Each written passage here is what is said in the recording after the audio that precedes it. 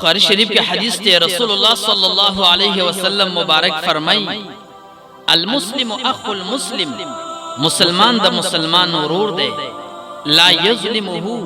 نبی علیہ السلام مبارک فرمائی پدی مسلمان مؤمن بانے با ظلم نہ کئی ولا یسلمہو او نبدا مسلمان چاہتا تسلیمی او چاہتا حوالہ کئی بلکہ دا مسلمان سر با ہمکاری کے دا مسلمان لا طلب کے دا اغیر سر با تعاون کے او دا اغیر سر با عمل گرے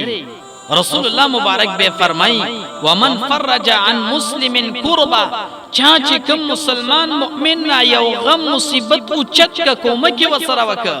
رسول اللہ مبارک فرمائی فرج اللہ عنہ کربت من کربات یوم القیامہ اللہ پاک بددی بندد قیامت پورز غم و مصیبت ختم کی او نبی علیہ السلام مبارک فرمائی ومن ستر مسلما سترہ اللہ یوم القیامہ چاچے پکم مسلمان مانی پردہ آچوالا بے حجابینکا بے پردینکا